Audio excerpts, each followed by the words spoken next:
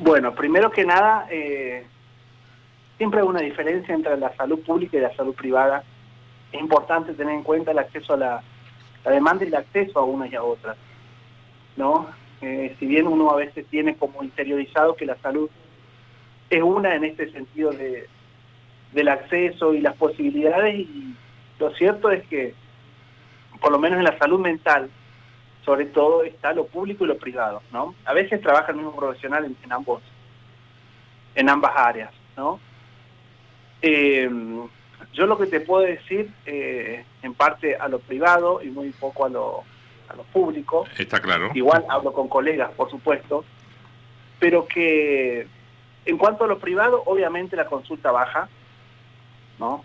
Razones claras, hay que se abona la sesión, entonces, bueno, uno a veces va sacando ciertas cuestiones de su agenda. Sí. O sea, Y por lo económico hay menos consulta de consulta. pacientes. sí, sí. Que jugaría en contra en ese sentido de prepararse, ¿no? Claro. Que llegamos ahí al punto ese que es lo de cómo afrontarlo. En cuanto a lo público, te diría que no cambia mucho. Si bien se intensifican las cuestiones, ¿qué pasa con esto de la crisis económica? Se intensifican ciertas cuestiones disfuncionales que ya venían. No es que uno va al psicólogo, estoy mal porque la situación del país. No plantea una cuestión así, ¿no?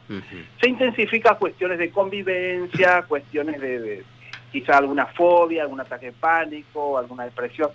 Lo que hace esta situación intensifica los cuadros que uno ya venía trayendo, ¿no? Como para entender un poco cómo afecta en la salud mental, tanto en lo emocional o como en lo económico, como te comentaba hoy. A ver, licenciado, en esto de intensificar, ¿qué le agrega? ¿Qué le agrega a una persona que ya está pasando por alguna situación y que de pronto en la sesión dice, y sí, licenciado, me pasa esto, y encima usted sabe cómo está la situación del país?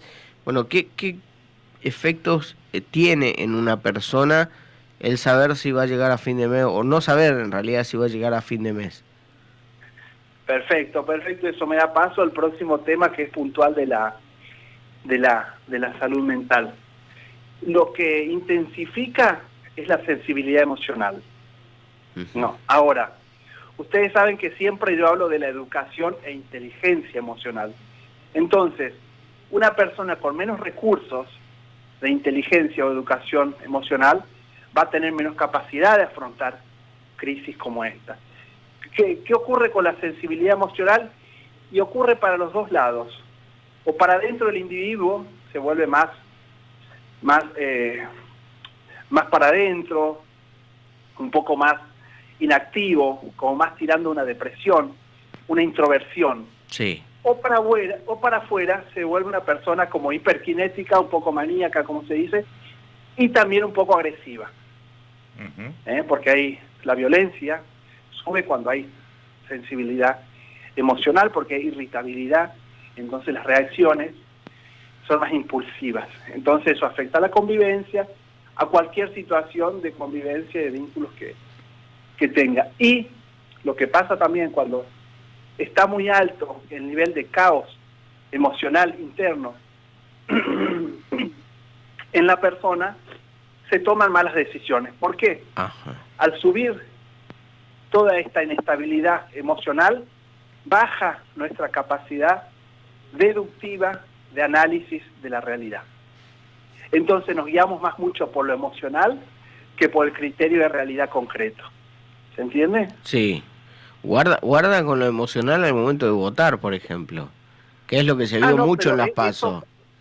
A ver, eso capaz que hoy lo estamos tocando puntualmente, pero esto siempre funciona así, chicos, No estamos no es algo nuevo porque haya un emergente de la política o de la no política nuevo, sino siempre cuando, a ver, porque algunos hablan de que la gente tuvo un voto de rebeldía, de hartazgo, ¿hay en la gente, ustedes perciben, los psicólogos, los profesionales, ese hartazgo de lo que nos pasa?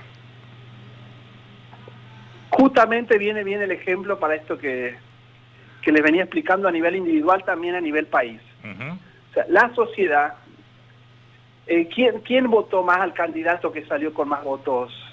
¿Qué estrato social votó más? Los jóvenes. Bueno, a los jóvenes los maneja bastante la conflictividad emocional y la impulsividad, lo que venía diciendo. Sube el nivel emocional, baja capacidad cognitiva de análisis. Se actúa una conducta en función, en este caso el votar, de una forma con baja capacidad de análisis y con bastante compulsividad. Lo que no quiere decir que este candidato por ahí todavía cosa, bueno, no estoy hablando de cuestión personal, estoy hablando como los mecanismos, ¿no? Sí, cómo reacciona grupos de determinadas edades. Grupos donde la emocionalidad está mucho más a flor de piel. Exacto. Y a todo esto, ¿qué herramientas puede darle un profesional como usted a una persona que está con esta situación que hablábamos de un incremento, una profundización en el pánico, en la ansiedad, en la violencia inclusive? Siempre les explico cuando tenemos las entrevistas que nosotros tenemos 3 tipos de inteligencia. Está la inteligencia emocional, la inteligencia cognitiva y la inteligencia conductual. Las 3 en mayor o menor medida las tenemos en nuestra personalidad. El tema es que hay personas que según su momento de vida, su situación y su personalidad, su temperamento, tienen unas más que otras, ¿no? Entonces, este tema es exclusivo de la inteligencia emocional, porque cada inteligencia tiene su metodología y su lógica. Por ejemplo, yo tengo pacientes que pueden ser súper exitosos en la vida, en las empresas, pero es un desastre la familia, los vínculos. Y la gente de afuera que no entiende esto, o no conoce lo de la inteligencia, dice, pero es tan inteligente. No, inteligente cognitivo, no emocional. ¿Entienden? Cómo uno ahí va entendiendo por qué ciertas personas, a los ojos de la sociedad, están exitosos, pero tan disfuncional en los vínculos intrafamiliares, por ejemplo. Pues son inteligencias diferentes. ¿Qué quiere decir? Por ende, tienen lógicas y necesidades diferentes. Bien. ¿Y cuál es el camino que le traza o le indica o los márgenes que le dice un psicólogo a alguien que va con esos parámetros a la consulta, digamos? ¿Cómo se lo afronta? No digo que me dé la receta mágica, sino cómo se lo acompaña a una persona que presenta esos indicadores. Bueno, primero que nada se hace un diagnóstico de cómo está esa persona en estos recursos emocionales. Se le hace, como se dice, una anamnesis de su vida, cómo es su forma de resolver los conflictos, un poco se ve también sus hábitos cotidianos. En mi especialidad, psiconeuroinmunoendocrinología, es muy importante lo fisiológico, las enfermedades previas, los hábitos cotidianos, eso lo tengo aparte de otras líneas psicológicas que no lo tienen porque no tienen esa especialidad. Y todo eso influye en la energía vital, en el estado de ánimo también. Cuando hacemos ese diagnóstico, ahí lo que revisamos algo que es muy importante, dentro de la educación emocional o inteligencia emocional, es el autoconocimiento terapéutico. Autoconocimiento terapéutico. ¿Qué quiere decir? Que el grado que la persona se conozca va a tener las herramientas y los recursos para afrontar sus problemáticas cotidianas. Esto es como la frase que dice, si yo no sé a dónde quiero llegar, cualquier colectivo me queda bien. Ahora, claro, el problema es que cualquier colectivo me quede bien, que puedo llegar a lugares que yo no elijo, que yo no me siento bien y que no me gusta. ¿Entienden cuál es la importancia del autoconocimiento terapéutico? Lo llevo de vuelta al inicio de la charla, doctor. ¿En qué nivel ha dejado de ir el paciente a la consulta por esto de que hay que pagarla? ¿Cuánto se ha caído la presencia de pacientes en los consultorios? En mi caso muy poco, pero se nota. Supongamos del 100%, un 15%, ¿no? Ese número en mi caso particular. Habría que ver a los otros colegas. Sí, obviamente. Y como les digo, el tema de la salud pública, seguramente que van porque se intensifican ya los malestares. Y ahí la demanda suele... en esto también es importante. La demanda suele ser bastante parecida. Digo, esto que nos está pasando a nivel económico es fuerte, es complicado, pero donde aumentaría mucho más los problemas es, no sé, en cuestiones muy particulares de las personas.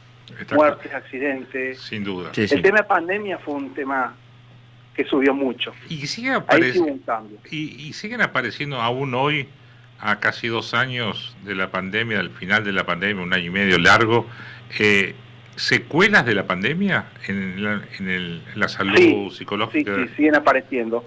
Menos, pero siguen apareciendo. ¿Cómo qué, por ejemplo? Y como por ejemplo me dicen, en la pandemia empecé a tener estos ataques de pánico, estas crisis de ansiedad. En la pandemia me bajó el sistema inmunológico, entonces tuve esta enfermedad que también tiene una comorbilidad con depresión. Menos, pero sí se nota el impacto y el paso de la pandemia. Sigue todavía, mira, increíble. Licenciado, gracias por atendernos.